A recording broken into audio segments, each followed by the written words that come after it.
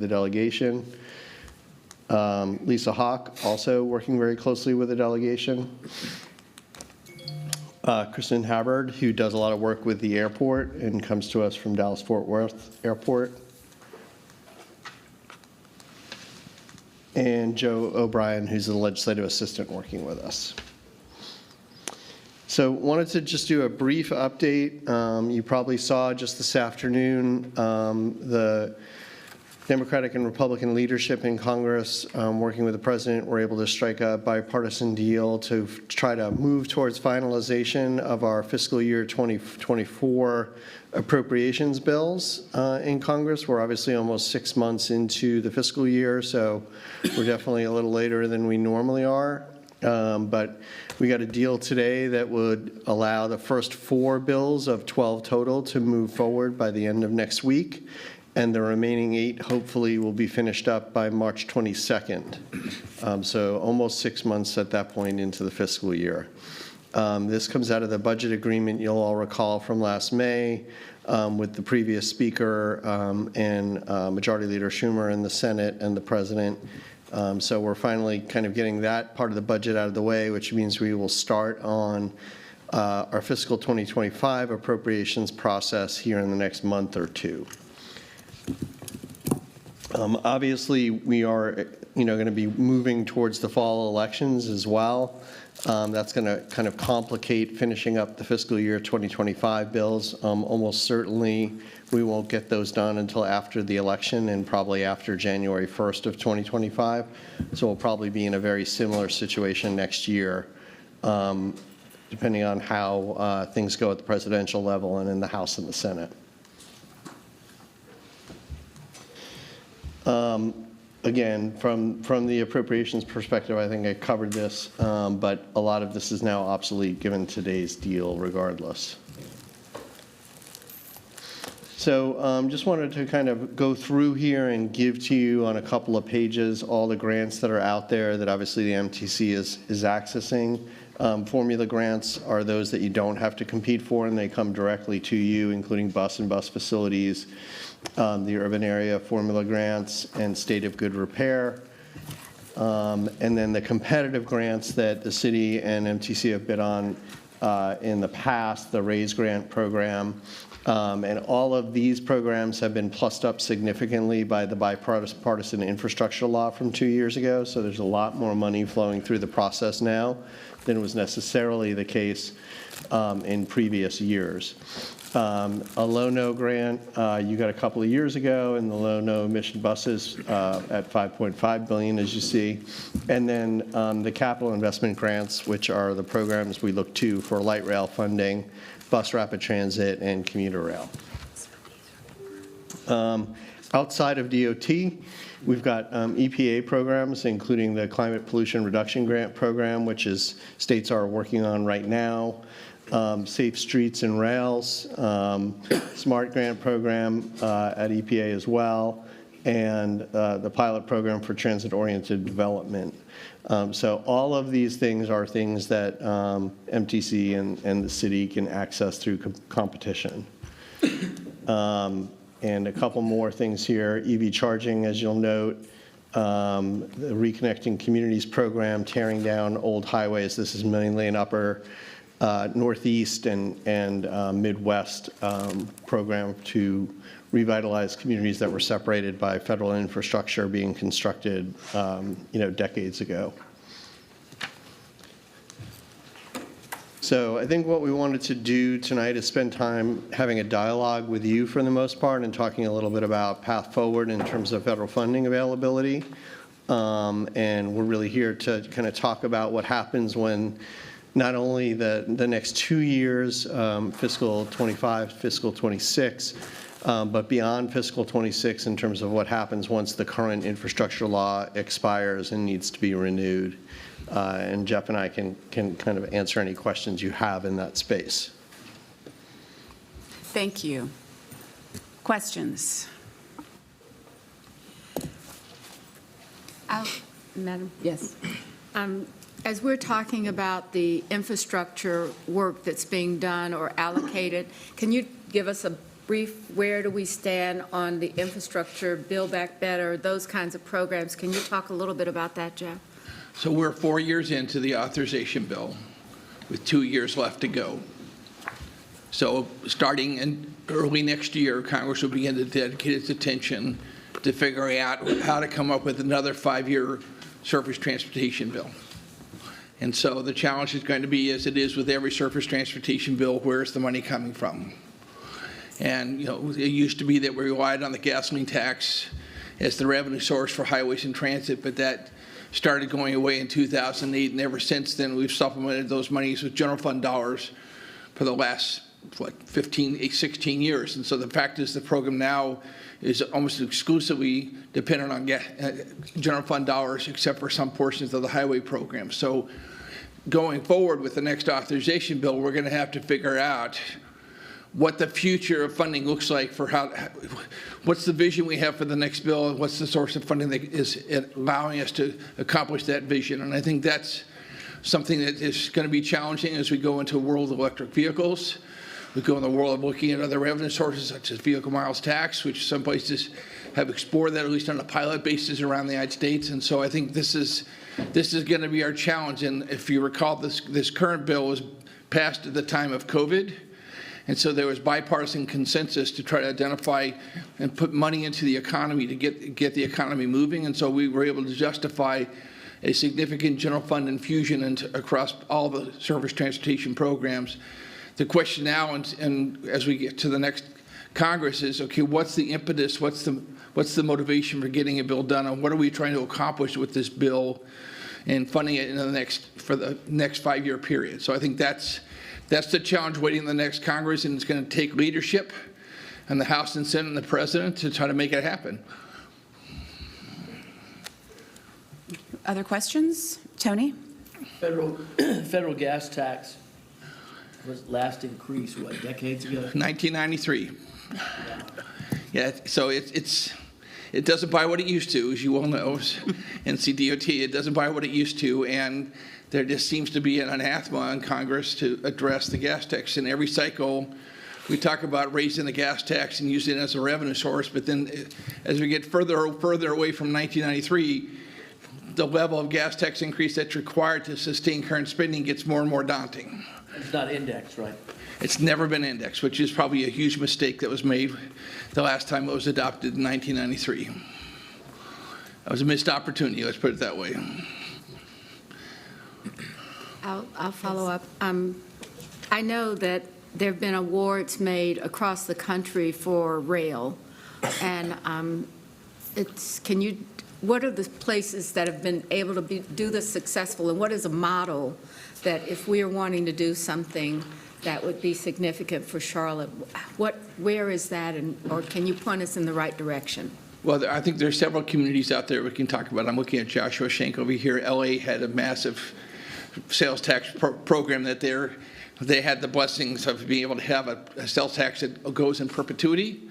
So it allows you to do a lot of planning for future transit projects when you have a sales tax, and they've been able to pass multiple sales taxes to fund a very aggressive program in the LA area. So they're very fortunate. Other places have also been successful. Austin just recently passed a sales tax to try to build out its bus rapid transit and light rail system, and so they were successful with the ballot box doing work in Broward County. Or Broward County was successful in 2018 to adopt a local option gas tax and sales tax to fund their transportation investments in the region for both rail and light rail. So I think the model is that localities right now, if you're going for the capital investment grants program, you've got to assume for a New Start project, which is a project over $400 million in total project cost, that 50% is the matching share. I think that has to be your operating revenue or your financial model revenue in order to get a project funded. So I think self-help is really very much the order of the day, and figuring out how to come up with the money necessary to build out your system is a prerequisite to really be able to advance a project into the capital investment grants program. You've got to figure out how you're going to pay for it. Yeah, I'd also say even in the Southeast, you've got Atlanta, Right. That has with a conservative legislature, Republican governor passed and been allowed to pass a tax to cover them. So you're in a situation where you're competing for semiconductor plants that want to site, for the new electric vehicle facilities, the battery facilities that are trying to site with communities, in your backyard that are passing these taxes to improve their infrastructure. So it is going to be an economic competitive issue going forward. Do you want to just mention Utah as well, sort of what they did? Well, Utah Transit's been very successful building out their system, and they've relied on a sales tax to be able to do that. Other places use property taxes as the funding mechanism, and a lot of it depends on what your state law allows and sort of where you have capacity. And I think more and more places, like look at Houston also, where they were capped out for their sales tax, so they've been looking at figuring out how we can bond the revenues that we have and identify other sources of money to bond to build out their transit system that they'd like to build out in Houston. So folks have gotten creative about different ways to leverage revenue sources to sort of figure out how to build out the system that you'd like to have for the region.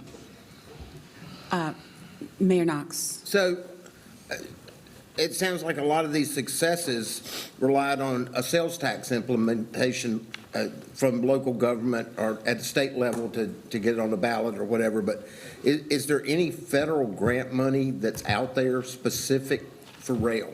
Yes. So let me identify the sources. So first of all, there's the Capital Investment Grants Program, which was authorized at $4.6 billion. And that will fund everything from bus rapid transit, streetcar, light rail, commuter rail. It'll fund it all. Then there's also monies to the Federal Railroad Administration that will state and local, state federal partnerships that will build out the system. There's the Christie program that will fund for rail safety improvements. And then also Congress greatly expanded the authorities under the Railroad Investment Fund and the TIFIA program that will allow you to do financing for the projects. And so that was expanded, as well as both of those programs were expanded to finance transit-oriented development at the station areas and allowing you to finance revenue sources to do TOD at station areas for both multimodal facilities for railroads and TOD projects for the transit program. Okay. Mr. Lathrop. Utah, I believe they have a pilot vehicle miles traveled Yes. tax, and is it correct that money is not for transit, it's just for roads and bridges? That I don't know. I know they have a pilot program. My home state, Oregon, had a pilot program also for VMT. The issue for both of them when they were testing out is what's the point of collection? I mean, that's the challenge for VMT is what's the point of collection? Because you don't have a gas pump as your point of collection. So where do you collect to be able to sort of generate the revenue? And some have used it through insurance. Others have had sort of transponders that collect the tax like you would a hot lane or a high occupancy toll lane where you can collect it. So there's different ways to collect, but the challenge is the point of collection to be able to generate the revenues. And also on the Democrat side, there's been a big issue with privacy, although personally, if you own a cell phone, my personal opinion, that ship has sailed in terms of concern about privacy. I have a few questions if no one else does. So I think I heard Mayor Lyles say Build Back Better. How is that, is that a different piece of legislation That's the than? president's initiative to Build Back Better that was based on the Infrastructure Investment and Jobs Act or the bipartisan infrastructure law. They're all the same thing. Okay, good, because I think of it as the BIL. So make sure you get the acronyms out there so they're all, when you're talking about them, they're all the same thing. Okay, so under the bipartisan infrastructure law, my understanding is that it provided $600 billion, and that currently $200 billion has been committed or allocated. Is that roughly accurate right now? That's about right, yes. Okay, so that means there's like $400 billion for the communities that can get organized and, put in that competitive bid. You mentioned something about the law sunsetting, and it's been an ongoing concern of mine that as we as a community here work on our challenges, that we're going to miss a window. And so I want to be very clear. Do we have a deadline after which that pot of money, the remaining $400 billion, is no longer available for us to even apply to?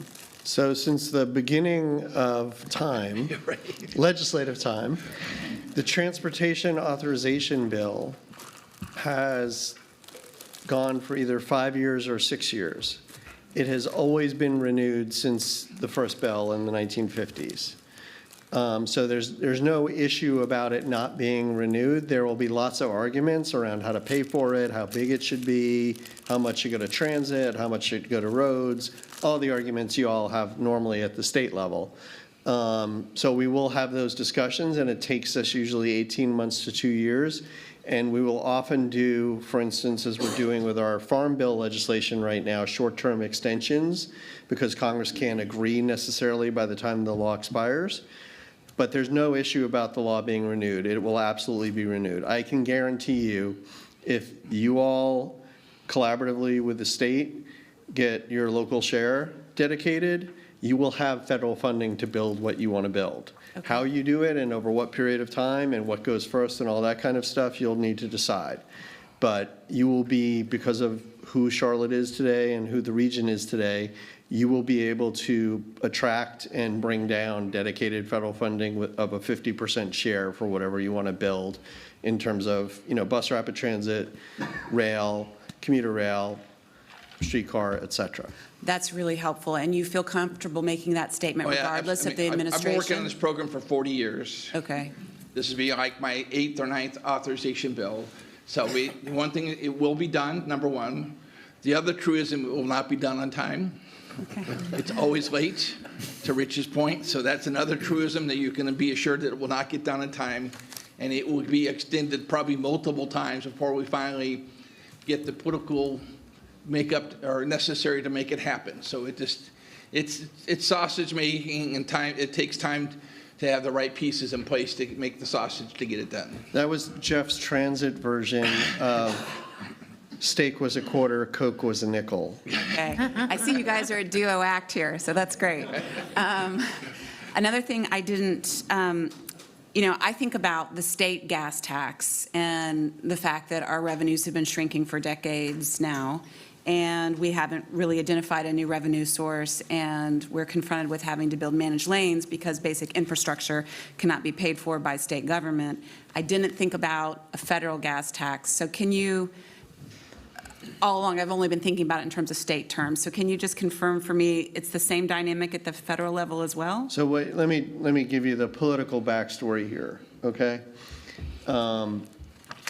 In 1993, the last time we did the bill and we raised the gas tax, it was going into what was going to be a horrible year for incumbents to run for re-election, largely Democrats at the time. And it is ascribed in political lore that the reason, one of three major reasons, including the House banking scandal and the balanced budget deal that Clinton put together, that Democrats lost the House and the Senate that year, was because they raised the gas tax, and that hit everybody's pocketbooks, and they saw it right away. As you know, in politics, facts are irrelevant, and especially now, we're in the post-fact environment. But people ascribe that reality to what happened in the elections in 1994. And you cannot get Democrats or Republicans to go near raising the gas tax or indexing it or anything else at this point. It's baked in their DNA now. So it's just like, and so have you ever heard of the expression, touch it and you'll die the third rail of politics? Yeah. Social Security is one of them, and raising the gas tax is another one. Yeah. And you're talking about the federal level? Federal Yes. level. Okay. So you don't touch either one of those Yeah, things, but- otherwise you don't have a political future. But believe me, it is filtering down to the state level as well. That's why. Yeah, Yeah, it yeah, is. it's the same story. We've been told. Mr. Lathrop? North Carolina's gas tax is indexed, so it is a formula. So it will, whatever the formula is, it will, most of the time, it will go up a little bit. Right, there's a cost of living adjustment, but Something like we're that. still having decreased revenue because of greater efficiency with cars. It's not decreasing yet, but it's starting, the increase is starting to slow Right. down. If you look at the national statistics, VMT is actually still going up. Yeah. Not as fast, but it's still going up. So if you look at vehicle miles traveled nationwide, it's still going up even with the advent of electric vehicles, because there are not enough of the marketplace yet to really have a serious dent in bending the curve. Okay. Any other questions? I'm going to ask one last one. I think knowing what you know today and what's taking place over, we have our own primary in next week, I believe. Is it next week? Next week, March the 5th, and where we're going. I guess the question is, our community, you know it very well. Is there a pathway that you would suggest or recommend to us? If you look at,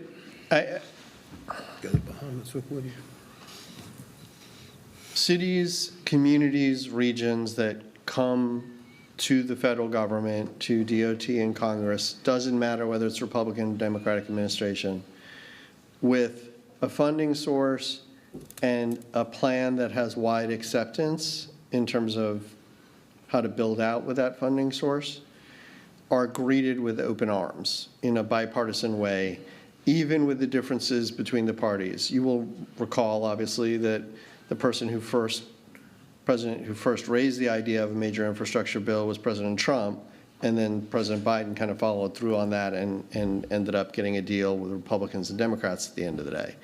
So there are very few bipartisan issues left, regardless of who the president is in January 21st, 2025. This is going to be an issue, and it is going to be addressed. And, be at the table or be on the menu. Mayor, I just want to add one other thing to that.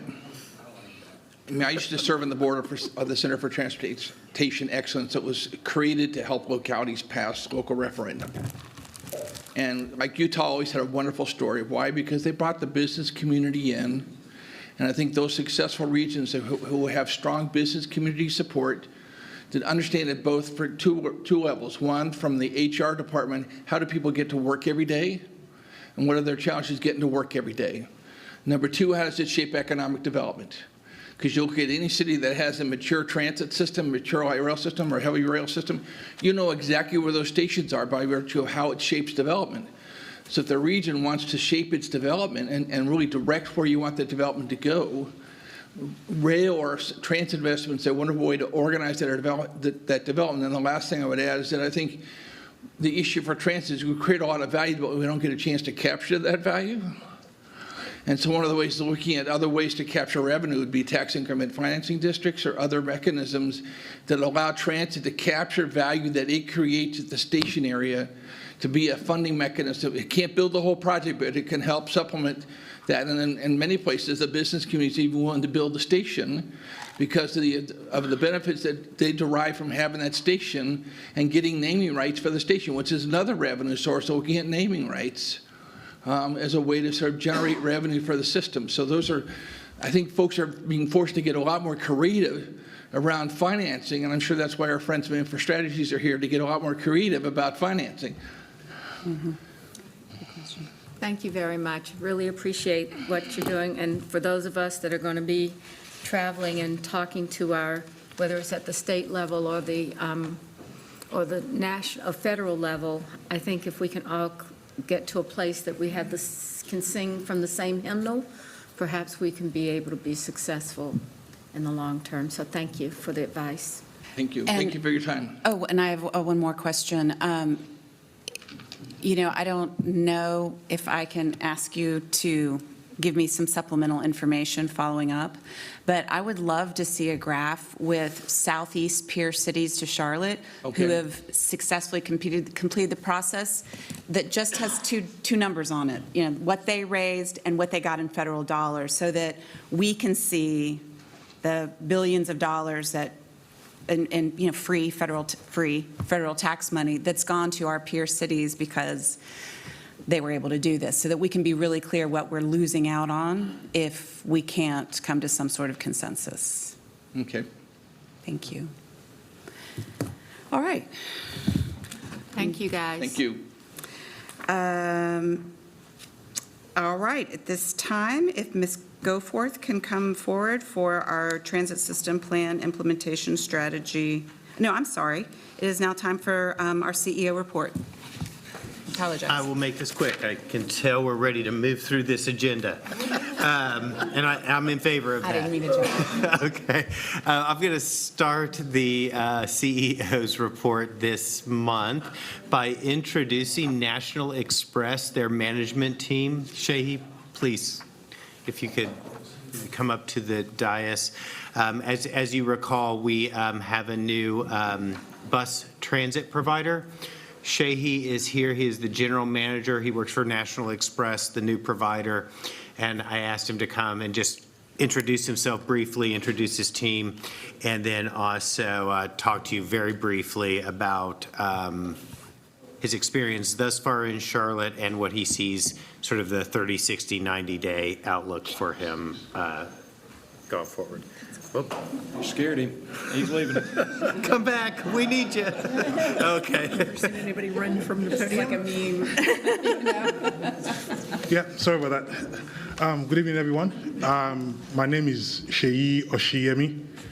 I'm from National Express. With me tonight are two of my other colleagues, Beatrice Carter, who's Director of Operations for TMOC, and David Bonner, who is one of our regional managers based in the Southeast.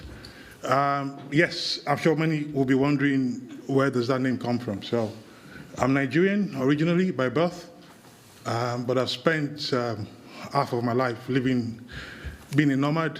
Spent, I think, 7 years in the UK, another 7 in Australia. 2012, moved back to Uganda, then went back to Nigeria in 2014. Was in Lagos for about 6 years, then went to Dubai to work just start of COVID. Moved to Kuwait, then from Kuwait, I'm now in Charlotte. So, and all of that period, I've been in the transportation industry.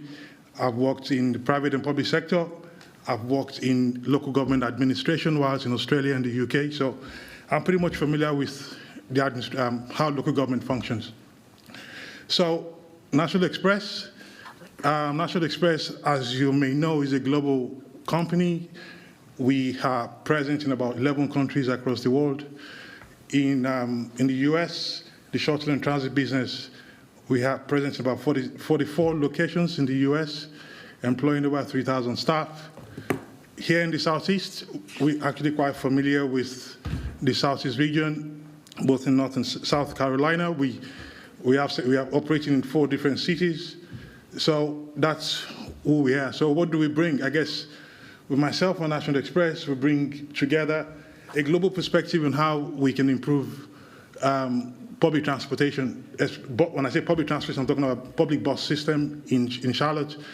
Have been here myself for the last 3-4 weeks. And within that period, myself and my colleague, Beatrice Carter, we've been riding the bus, speaking to bus operators, speaking to staff. And I must say that we've been quite impressed. Personally, I've been quite impressed with what I've seen in Charlotte. When I told colleagues I was moving to the US, the first question I was being asked is, do people actually use buses in the US? And I said, so yes, people do use buses in the US. In fact, I will tell you that in the last 3 weeks, in my first week here, I saw more people on wheelchair using buses in the US that I've ever seen anywhere in the world, and that's a fact. And that, for me, says a lot. If you've got a wheelchair users, disabled passengers using buses, it means it puts greater pressure on us as the operator to provide excellent and efficient service. So what am I saying? We're here to, in the course of our conversation, we've listened to what people are saying. One of the issues that has been top of mind for a lot of bus operators is around the issue of safety. And when we talk about safety, and that is also part of our immediate plan to address, we know we're working collaboratively with CATS, and we know CATS has been doing a lot also as well in terms of improving safety. Part of what they're doing is recruitment of new security company who will now ride the buses. They have an ambassador program which has just been started. Our plan is to continue to collaborate with CATS, provide useful information to CATS in how the security personnel are being deployed, get useful information from these ambassadors on how we can also, how security can also be deployed on the buses. So we need to ensure that we give the operators some sense of security when they're driving. And I'm also saying that in the course of meeting with the staff, TMOC, of course, CATS, there are a lot of passionate staff we've met, hardworking, who love what they do. They're quite passionate about what they do. They love coming to work. A lot of them have been there 20, 25 years, which is pretty quite good. So what we need to do as management is to see how we can channel that passion into helping develop the system. So that's in terms of security. Also, training is something which we need to quickly try and address, because what we realized is because after post-COVID, every system in the world went through lots of driver shortage. So the driver shortage is actually not unique to the US. It's every part of the world. What has happened is, of course, we have new people who have come into the organization. And a lot of them have been, because there's been changes in policies over the years, a lot of them have now been introduced to new policies, which is different from what the older tenured staff have been exposed to. So in doing so what we need to do is to ensure that all our operators are given the same amount of training, they are exposed to the same type of policies, so that there is consistency in when they are dealing with passengers. You know, we don't have one, for example, the rule is if a passenger gets on board and they can't pay, the driver should allow them to ride. So, but unfortunately, we still have some operators who feel they have an obligation to enforce passenger paying their fare, so which obviously causes some friction. So we just need to ensure that everybody is on the same page. Communication is also something we've seen that is needs to be improved. We see that a lot of decisions being taken at the top is not filtering down to even to the operators. We need to, even across, both top to bottom and across the organization, we need to begin to communicate more with the staff. Staff needs to be aware of how well the company is doing. As an operator, we have obligations to the City Council in terms of on-time performance, buses out of service. We need to ensure that all our staff are aware of how well we're doing, because it's only when they're aware, they know how well the company is doing. If there are areas which we're failing, then they can come up with suggestions on how we can better improve our operations. And lastly, we're going to get more connected with our community, because public transportation, as I say, this is only one of the few industries where every decision you take has a direct impact on people. And there are only very few industries where decisions touch lives of the people. So we're carrying people, we need to pay attention to them.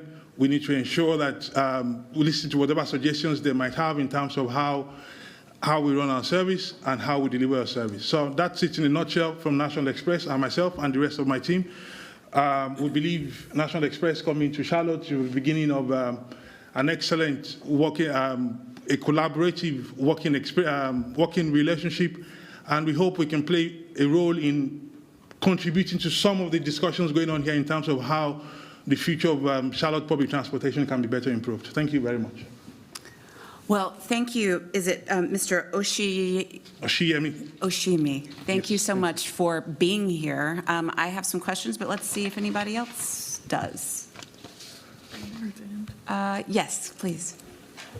Hello. First of all, my name is Jared Herms. I'm the chair of the Transit Service Advisory Committee. So we are we're very much transit riders who advocate for riders within the CAT system. So first of all, I'd like to say welcome to Charlotte. We are glad to have you here.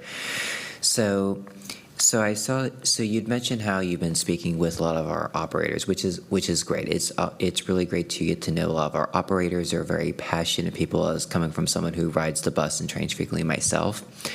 So do you have any ideas as far as what you would like to do as far as reaching out to the community, the ridership, as far as just understanding, understanding the transit experience within the CAT system? Yes, obviously we can't do that alone. We need to work collaboratively with CATS because ultimately CATS is responsible for service planning. We are responsible for obviously delivering the plans which they come up with. So, but we believe, yes, we need to engage the community, and we will work very closely with CATS in making that happen. Thank you, and looking forward to hearing about more in upcoming meetings. And again, welcome to Charlotte. Thank you very much. Thank you. Anybody else? So I'm really grateful to you for coming and Mr. Cagle for arranging it. I know that it was something that a lot of people had been wanting with the previous operator. And so your presence here is really appreciated and welcomed. I think you said that you've been here for 4 weeks. After things get settled, will you be returning to another home base, or is this going to be your home base? Good question. Thank you, Commissioner. Yes, this will be my home base. Like I said, I'm Nigerian originally, but I can also tell you that I've got strong connections to the U.S. I have in-laws who live in Dayton, Ohio. My parents-in-laws who were in their 70s and 80s are actually U.S. citizens. They moved here a few years ago, and they call the U.S. home. They live in Dayton with another of my in-laws. So I've got strong connections to the U.S. I've got in-laws as well who live in Canada. So a lot of my wife's family actually live in the North America region. So yes, I've moved around a lot. The U.S. is the seventh country which I will be residing, but I've constantly been reminded that this must be the last stop. Someone's. I put my family through too much pain moving around. I've just been quite nomadic. But I think, and I love Charlotte. Charlotte, again, reminds me of Brisbane when we moved to Brisbane in 2006. So, yes, we're here to stay. Here in Charlotte or the United States? We are here in Charlotte to stay. Okay, wonderful. Yes, and the CATS has been, the managers of CATS have been quite supportive. National Express has been supportive in terms of making my stay and my transition quite successful, and I really, really appreciate that. And yes, we are here to stay. Wonderful, thank you. And your predecessor, so not you at all, but there were labor disputes, there were problems with the operators. I'm trying to remember the details, but they were not coming to work quite a bit, but the policy allowed them to not come quite a bit, and it caused a lot of issues. Can you or Mr. Cagle let us know what is the rule now? How is it operating in practice? Because I think there was just a lot of consternation that people were being paid to work, but were not coming in, and they were allowed essentially to do that under the terms of the contract. Yeah, so let me take that one. With 4 weeks under his belt, I'm not sure if it's fair to ask Shehi to talk about the last CBA last year. So what you're referring to were some of the issues related to the attendance requirements and excused absences or unexcused absences, however you say it, that were inherent in the prior collective bargaining agreement. Those were modified in the existing collective bargaining agreement, and we can certainly work with Shehi to get the information on how effective it's been and what those changes were. But there were changes. Thank you. And do you know what your vacancy rate is? Vacancy rate for bus drivers? I think now we're actually fully staffed. And the training is still continuing with the training because, of course, we get normal attrition. So the training we conduct now is actually to deal with the attrition. But as far as I know, we have fully staffed in terms of drivers. Wonderful. If there are no more questions, we thank you so much again for being here today. Thank you very much, too. Thank you. Let's see. All right. I will move through this very, very quickly. We provided, as always, the monthly statistics. I won't go through those specifically, other than to say page 34 and 35 represent something new, or new in that they're annual. 34 and 35 are the same safety performance measures as you always see, except on 34 and 35, those are the annual results from last year presented quarterly. Beyond that, you have the same reports that you normally see for bus, paratransit, and the rail systems. And again, nothing specific to report on those. Then moving through to page 47 is where we start our ridership numbers. Over on page 51 is the summary. And I will cut to the end number, which is total system ridership has increased by 9.3% over the month. And Missed trips were at the lowest levels that we have seen in the past 2 years. They were under 1%, it looks like. So we're not back down to that zero, but we're getting better. I think it's a testament to what Shehi just talked about, staffing, being able to properly staff and address those concerns. So that is really good news. Yes, ma'am. I note that the Gold Line ridership decreased by 14%. Yes. Do you know what, that's the only decreased metric. Do you know what's going on there? I do. The Gold Line has seen ridership decreases consistently for a while. It's the headways. Now, I would also say this is January, so it also might have been affected by some of the service disruptions in January. 14% is a little bit high. We've seen reductions in the Gold Line when we had to reduce the headways from 20 minutes to 30 minutes. But January is also impacted by a couple special events that disrupted the service. And you would see ridership decrease on those events. I would expect to see one over, I believe there's a service disruption on St. Patrick's Day for the parade. So we see ridership go down significantly when the Gold Line service is disrupted by parades, by special events that cross the line. So you think it's increased headways is I think it's a combination. depressing demand? Absolutely, that is definitely not helping the Gold Line, and I suspect that as we are able to increase those headways or decrease those headways back down to 20 minutes or even below that, that trend will turn around and it will start to follow all the other modes. Okay. Yes. What do you attribute the rise? Because like Blue Line ridership increased about 24%. Is that people going back to work Yes. finally? Yes. Okay. I mean, we see, so we know post-COVID, there are some employers that are going to 5-day in office, just like it used to be, but there are a lot of employees who still maybe do 3 days. And Mondays and Fridays are usually the 2 days that are not in the office. So we see much lower ridership on Monday and Friday. Honestly, in the peaks on a Wednesday, some of those peaks are just as high as they were pre-COVID. Yeah, now total ridership hasn't, but especially on Wednesdays, you're seeing during the peak service mornings and afternoons, ridership that is consistent with pre-COVID. Okay. I think as work from home, as it becomes less prevalent, and I think it, we've seen it, it has continued to be less prevalent, even though it is still an option for many employers. We'll see those numbers continue to The rebound. county just announced 5-day work week. I saw that. I saw that in the paper. And that should be a substantial bump because I'm sure there's a lot of county employees that do use transit, so. Yeah. So that is, we think, what's driving the Gold Line. The last thing I'll say on my report is sort of special events or large events that occurred. Have one to report. This was not unique to CATS.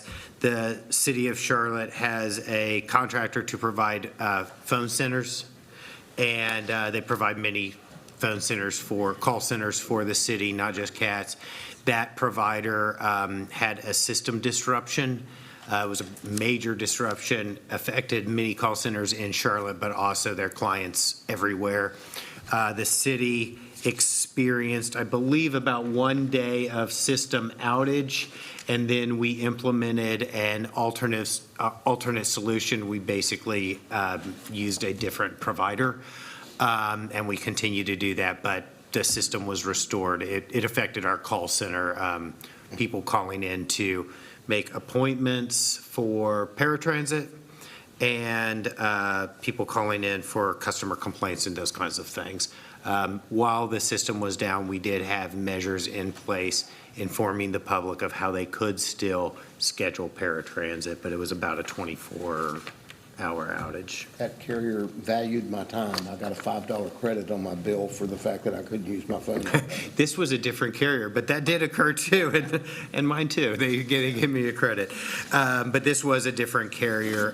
The last thing I'll say on the progress report, nothing new to report there other than to say we continue to work with the railroads to finish the bridge inspections. Again, we are prepared to do that. We are just working with the railroads to fit into the rail schedule and their flagger schedule. As soon as those are done, we'll provide you final report on those bridge inspections. That is all that I have from my report. All right, if there are no questions from the CEO's report, we will move on to the presentation by Ms. Goforth on the Transit System Plan Implementation Strategy.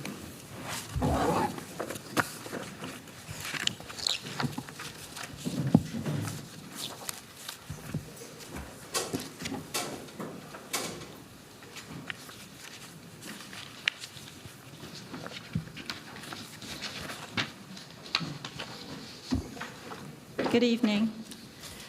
Good evening. As I mentioned at our MTC strategy meeting last October, this year we're going to be initiating the development of an implementation strategy for the transit system plan, in addition to all of our work advancing the corridor design studies. This work is going to include the development for the MTC to approve of a fiscally constrained plan and a prioritized implementation schedule for the transit system plan. That includes the 2030 corridor system plan, as well as the Envision My Ride bus plan that we talked about earlier tonight. We're going to be supported in this work by the consulting firm of InfraStrategies, which specializes in strategic planning and financial advisory services. And I'm going to turn over the presentation tonight to Joshua Shank with InfraStrategies to provide an overview of the process and timeline. Joshua?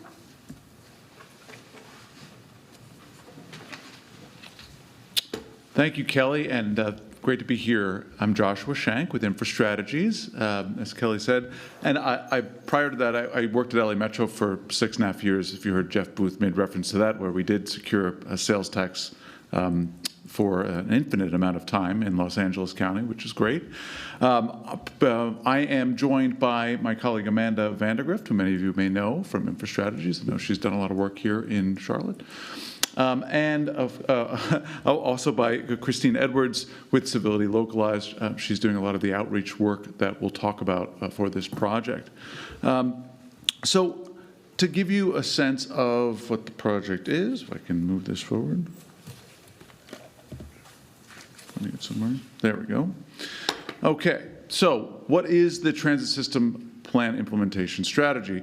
So what we're trying to do here, and I'm really glad that Holland and I was talking about this earlier, is tee up this region to successfully compete for federal money and to potentially raise the local funds necessary that can fund a fiscally constrained plan and prioritize implementation of that plan so that you can get the bus and rail improvements that the region needs. That's what we're trying to accomplish here.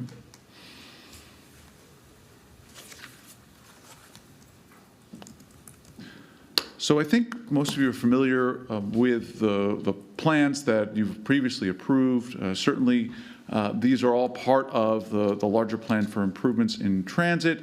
There's a better bus, which of course was Envision My Ride, including the microtransit improvements, system realignment, et cetera, that was improved in '22. That is a critical component, but there are also the rail components, which were part of the 2030 plan, including the Gold Line extension, the Blue Line South, Red Line, and of course the Silver Line. So all of these are components of what comprises the larger system plan. They've already been previously approved. Now the question is, how do we get this done? How do we move forward and make this a reality? So the reason that we need to do this is that if we're going to compete effectively for those federal funds, transit projects do have to be part of a fiscally constrained plan. And the competition for those funds is rather fierce. In order to be reasonably competitive, as was mentioned earlier, you do have to have some local sources of funding. And in order to secure local sources of funding, such as a sales tax increase, you really have to build support across the region for that and be clear on what it is you're trying to accomplish so that you can have that support. And in order to do that, you have to have an implementation schedule for what that plan looks like. So we're going to try to accomplish all of those things under this effort and position the region to compete effectively for that federal money and to have local money of its own that can move towards this. So just to make sure we're all on the same page about what fiscally constrained means, what that means is that we have commitments for the funding in the plan, and we've identified what those commitments are so that we know we can actually move forward with them. And that's what the federal government would be looking for if they're going to fund something. And it's a critical component of transportation planning today, right? You have to have committed funds in order to move forward with a plan. The existing funding sources here are already fully committed to fund existing services, so those are insufficient to meet the needs of a fiscally constrained plan. And so what we're assuming in this implementation strategy is that additional federal and local funding will be committed in order to get this done. And as Jeff from Holland Knight mentioned earlier, one of the things that InfraStrategies does, besides this kind of strategic thinking about how to do this, is also creative funding mechanism, which is Amanda's specialty, and so we'll be helping with that as well. So how are we going to do that? Well, the way that these efforts are most successful is when you are transparent and inclusive and you build consensus around clear goals and objectives. That's how these things work effectively, because that's when people get on board with the idea of a larger plan, when they can see what the revenue would be used for and why it would benefit the region and particularly their part of the region. So we will be working with this commission as well as the public and other stakeholders throughout this process to say, okay, let's confirm that we are all on the same page about program goals and objectives, what it is we're trying to accomplish. We're going to take those goals and objectives and define evaluation criteria based on them so that we can evaluate how well projects do in terms of accomplishing the goals and objectives that we've defined. And that way, we can develop a fiscally constrained plan with a prioritized implementation schedule. All of these things will be necessary to secure the money to build this. So a big part of this that Christine will lead is the public engagement component. We will have, and already have available, a public survey online. You can feel free to take it or send it to anyone you know. That will give us a good sense of what it is the public desires as far as an outcome from this project. We, of course, have regular website updates. Those are already ongoing that give the latest project information. People can stay informed if they want to. We will have community meetings, both community meetings specific to this concept and the plan, but also intercept events where we meet people where they are to make sure we hear from people who may not necessarily make the effort to go out to a specific meeting about transportation, but are going to something else, and we can talk to them there. There will be email and social media components as well. So just to give you a larger sense of the process, right now what we're doing is we're beginning with this kickoff, the public and stakeholder engagement component. I already talked a little bit about the public engagement. The stakeholder engagement is also really important. Those will be interviews with stakeholders that have been identified through a process of working on who are the folks who can really give us a sense of what the larger community is thinking. Those will be conducted this winter, and then we're going to move on to developing the goals and objectives. That will happen starting in the spring. Once we have those goals and objectives, we will come up with evaluation criteria that match them. And then we'll get into the larger implementation strategy. And I just want to emphasize that throughout this process, there are several touch points with this commission. We'll be coming back to you regularly with updates to get your feedback on what we've got so far. So the whole idea is that we're going to be engaging the community. We're going to be engaging stakeholders. We're going to be engaging you. And we're going to try to build consensus around this larger strategy by the fall of this year.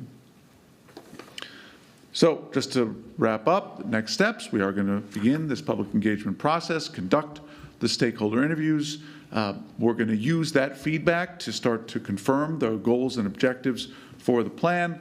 We'll come back and present those goals and objectives to you in May and get your thoughts on them. And that's the strategy. So I'm happy to take any questions on the strategy. Thank you. Questions? Yes, sir. Probably a question for Kelly. So just because it wasn't super clear or explicit, just want to make sure the system plan that's being analyzed to be fiscally constrained includes the BRT along 77? So and we'll talk about this more as we get into the goals and objectives and all of the projects that will be included. So we have been implementing the BRT along I-77 already with express service and through the direct connects. And we're continuing to implement it with the Hambright Park and Ride lot that's currently in design. So that will continue to be a piece of the plan. I think in terms of the fuller implementation of additional direct connects that would support online bus rapid transit stations, I think that's a discussion we have to have about the trade-offs of doing both a commuter rail line and a bus rapid transit to that level in the future. So when would that conversation happen? That'll happen as we move forward and we talk about goals and objectives and evaluation criteria in the plan. Yep, throughout the spring and summer. Okay. Yes. Good evening. You talked about how you guys look at creative financing, and I'm assuming one of those things means tax increment financing, something like that. Can you tell us how much you can expect to get from tax increment financing if someone would, what percentage someone might be able to expect to get from that if they were to use that as part of their financial plan? Sure. I would say it's really only a supplemental funding source. We haven't seen it play a big role in a financial strategy like this. It's great, but I usually don't like to assume that in a conservative financial model. Okay. So that we can, understand that that's a little more speculative, right, of a revenue stream, something that could maybe help us leverage the revenue of a local revenue stream further, but not necessarily an alternative to something like a sales tax or a property tax. Okay, and what are some, if you wouldn't mind, what are some other types of creative financing out there Are you talking about financing? for a system? So What- financing, currently, I would say, in the financing realm, TIFIA, which was mentioned in the Yeah. prior discussion. There are also rail financing programs called RIF. Those are two of the more innovative financing tools that are used outside of what you already mentioned, which is TIF on the financing side. But those are typically, financing is great, but to leverage to be able to use financing, you have to have a dedicated long-term revenue stream to even open the door for those tools. Okay, thank you. Mayor Simmons. Stakeholders list is being provided by or coming from where? Yeah, so we worked with the folks at CATS to develop the stakeholder mapping. It's a stakeholder mapping exercise, which is where we're trying to figure out which stakeholders we should talk to get a really good picture.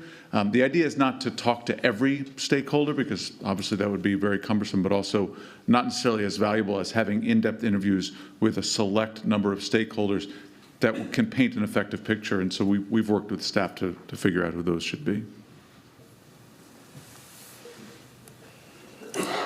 Other questions? Yeah, I think that's an important point Mayor Simmons has just made, that the engagement really be authentic throughout the county so that we're really hearing truthfully and unvarnished from people in the ETJ, everybody who is not every single person, but representative communities from all the different parts of because otherwise it's not going to be valid or hold any credence. Exactly. But I have sort of more sort of meta question, which is, for example, we've been talking about a red line for a lot of years, and, there are a lot of conditioned precedents that would need to happen for that to be a reality.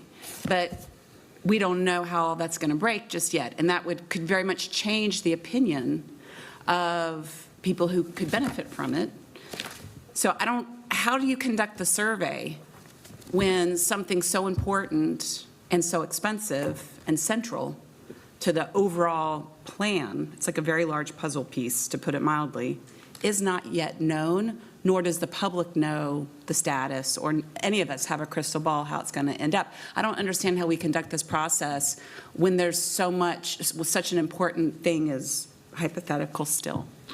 Yeah, so the important part of this process is not necessarily to get people to say, I want this project, or I want that project, or I need the red line, or I don't need the red line. It's much more about what are the larger big picture objectives that they care about. So, for example, you could say, well, what are the things people care about? Accessibility, being able to get to work effectively, avoiding the challenges of driving. There's lots of reasons that people might care about public transit. And the more we're able to identify those, then we can develop criteria that evaluate not specific projects, but the program of projects based on those goals. And so we can better understand to what extent each project can fit into those larger outcomes. So it's not about saying, okay, yes, red line or not red line. It's about what are the big picture things people want, and then how do we evaluate the program of projects on that basis. But aren't these a both and? Because those problems, the problematic situation you just described, how do I get to work, is common sense. I think the mechanism has to be folded in too. How am I going to get to work?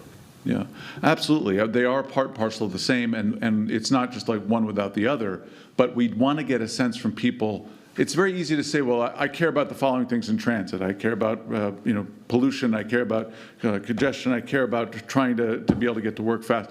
Well, the question is, which of those things do you prioritize? Because different projects and different plans of projects will give you better or worse outcomes along different variables. So we're trying to make sure we understand what people really want so that we can structure the plan effectively to meet their goals. Well, okay, I guess, but if this purpose is to create a financial plan with a prioritization schedule, does undergoing this process bind us to whatever those results are when we have big variables we don't know the outcome of? Well, it's not an exact science like that. It's not like we're going to come up with the evaluation criteria and plug it into a computer and it's going to say, well, this is the answer, right? It is a political process in addition to being an outreach and strategic planning process. So the answer is that nothing is binding us to anything. We are doing the work to try to figure out what people really want, and that will better inform how we can construct a plan that has a better chance of actually getting funded. I would also just add that, once we develop this plan and MTC hopefully come to a consensus and adopt a plan, that this will be updated, over the next several years. It's not a one-time only. There'll be a process in place, just like with the MPO, with their long-range transportation plan, they update that every 4 years. And so we'll be in a similar cycle for our long-range plan. Thank you. Any other questions? Thank you. Thanks.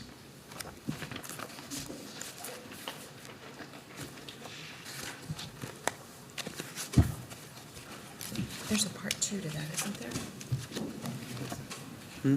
No, Oh, that's a handout for you. okay.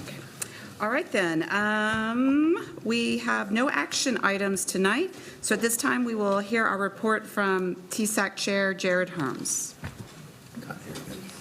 Good evening, everyone. So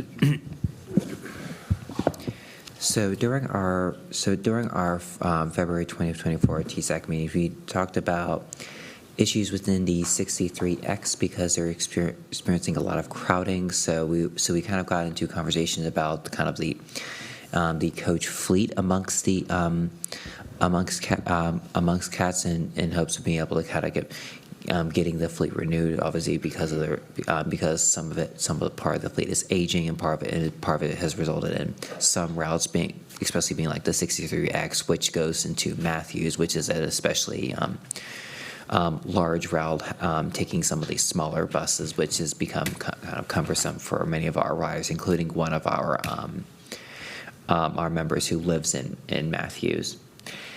So we also had a presentation about service planning in relation to a lot of our schools. So presently there is, so they talked about present service planning, looking at both within CMS and CPCC. So with CMS being able to, thinking about transit planning, especially within our Magnet and Title I schools, as having, as CATS being an option, as well as a lot of our, as well as being able to better serve our CPCC campuses, because we have individuals who may commute to any of our campuses, any of their campuses, or even between different campuses, depending on the individual student, and ensuring that CPC students are kind of served better, not by our CATS buses, not just the central campus, but even central campus too. And then we also talked about mobility hubs. So we kind of had a discussion about level 1, 2, and 3 mobility hubs in terms of being able to build some of those out, as far as having kind of meaningful transit connections, depending on whether it be bus to train, and also depending on the majorness of it. So we've had a lot of discussions as far as that, being able to kind of talk about the different kind of areas that are kind of represented associated with mobility hubs, and as well as kind of like a lot of our school planning. So, but yeah, so relatively brief, but that was the update on my end. Thank you, Mr. Herms. Any questions? I will say offline, it might be good if you speak with Mr. Lawrence, because we are actively collaborating with the chair of the school board around just what you were mentioning. And I don't think it's quite ready to go live, but you might be interested to get some details about those ongoing discussions. Thank you, Ms. Charlton. Of course. And finally, we will hear from the chair of CTAG, Jeffrey Parker. Thank you, Madam Chair. Members of the commission, we had a relatively short meeting this go-round with Mr. Howell presenting for us the FY 2025 budget update, along with an oversight audit update. Both of those were discussed at length with Mr. Howell. Then we had no other business, and I have no other business. So with that, I will conclude my report. All right, any questions? All right, before we wrap up, are there any members who have anything they would like to say, anything they'd like to share? All right, at this time, I'll take a motion to adjourn. Motion to adjourn. Second. All those in favor say aye. Aye. Opposed? We are adjourned. Somebody would have opposed that at this point in the day would have got hung.